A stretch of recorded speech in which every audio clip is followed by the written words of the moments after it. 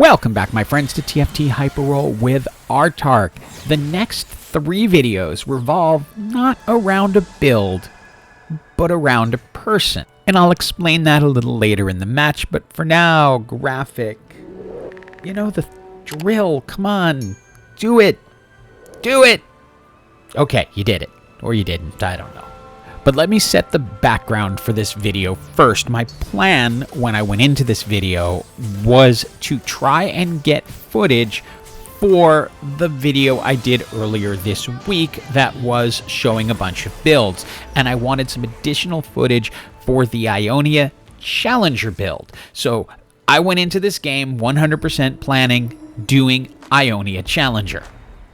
But plans are sometimes just those things that change, and it gave me an echo out of the NPC round.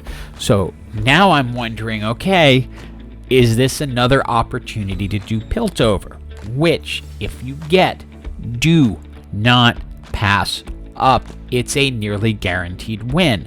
So normally I would have taken the boss, but now that I had an echo, I didn't want to lock myself in to a particular champion being on the team. So I roll everything, nothing fantastic, just decide to go with Gifts from the Fallen. Start picking up my Piltover champs. Now, I would need a Vi. I don't want a 2-star Orianna, because I don't want any 2-stars in the front line or anywhere in a Piltover build. I just want 3 1-star champs. Meanwhile, I'm also picking up the champs who can do the Ionia and Challengers if I need to switch to it. When I don't get a Vi, yep, it's time to switch back to the original plan. They've nerfed a couple of aspects of this build in the latest patch, but I don't think it's going to be a deal breaker. It'll just change how you play it a little bit. Here, Irellia is going to be the main tank. In future iterations, I would suggest Sett as the main tank. Now, I'm often oblivious when playing to anything except what I'm doing. What's important here is not what my build is doing, but who I'm playing against. And at this point, I haven't noticed, and they haven't noticed yet, but there's a little bit of history here. Now, we're going to have to flash back to the before time, the long ago, when threats were a thing and a 4-cost Bel'Veth actually meant more than a 5-cost Bel'Veth does now. Anyway, Karina Valentina said hi to me, but I didn't end up noticing until they left, and I felt really bad about it, and I friended them and then mentioned it in the video that I apologized for not noticing them earlier. So, back to this match.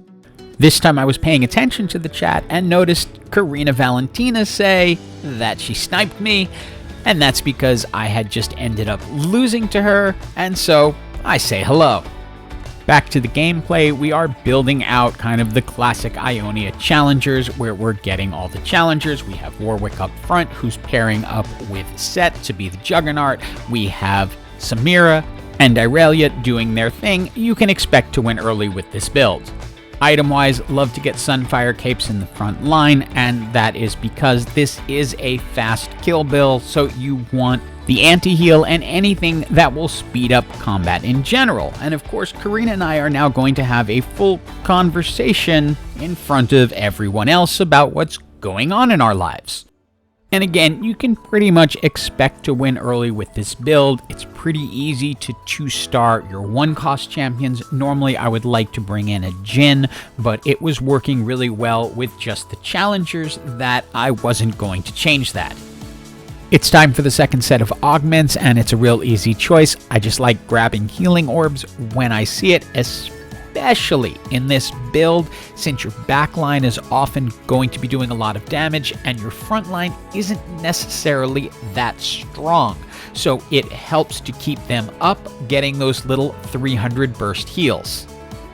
And outside of the specific trait-based augment builds, this is the one I find the easiest to just put together because you just follow the pattern.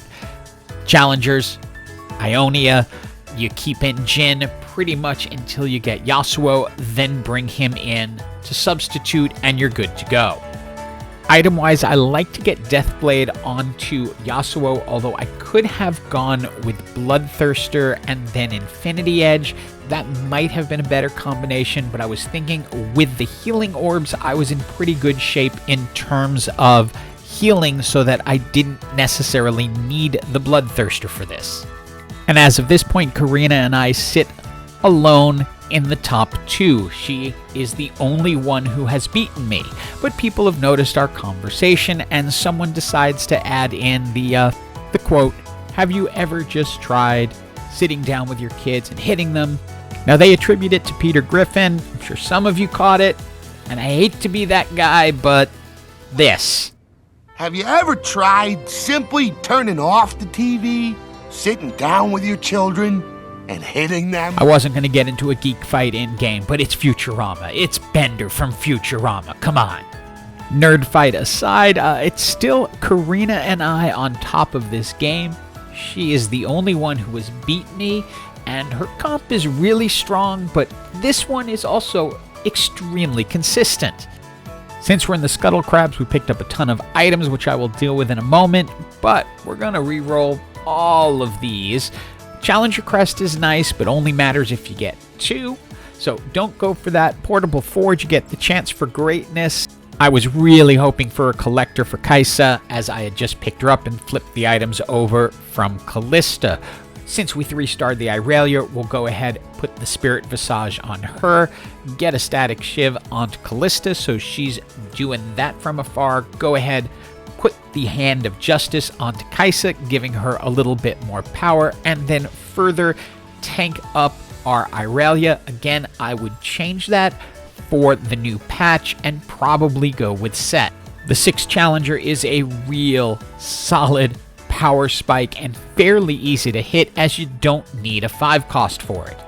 And we are still running with just a 1-star Kai'Sa and a 1-star Yasuo, but you can see it's really holding up. We're 1 away from a 3-star gold Warwick and real hopes of pulling this out. Since I'm so close to the gold Warwick, I decided to bring in an Urgot so I could trigger Zon.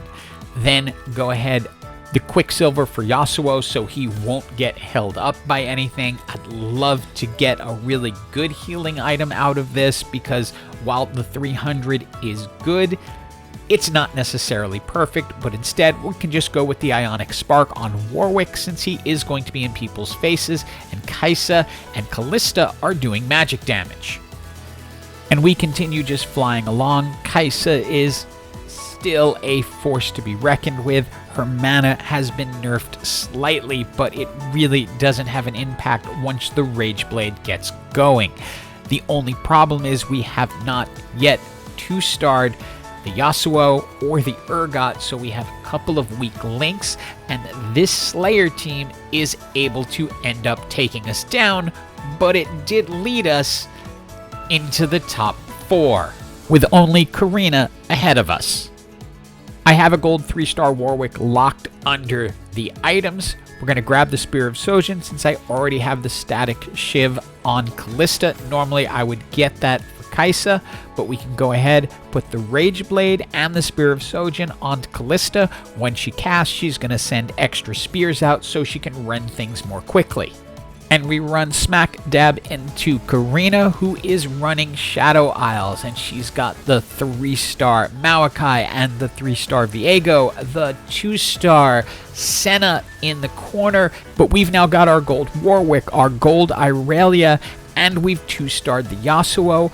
Our Kai'Sa is really, really strong as well. One problem: the Senna is going to keep shielding them, which is going to make it hard for us, and while we give it a real try and make it close, Karina can knock us down. So this means for any chance to win, something has to change. I find a Senna. This will trigger at least a 2 Shadow Isle for me, so I pull out Nasus because I don't want to lose Zon since I have it on the gold 3-star Warwick. I'm hoping that the shielding can get us past the other person who is also running Challengers, so I have no chance of getting to a 3-star Kai'Sa or anything like that, since everyone is running Kai'Sa in this match. Unfortunately, Senna was not enough to get me through the Ghost Champion, so I end up getting knocked out. I'm saying GG to Karina and that it's good seeing her. But she knocks out the other person, which brings us up to second place, so thank you, Karina, and it's GG to everyone. Hope you enjoyed this video, and as always, Bite my shiny metal ass!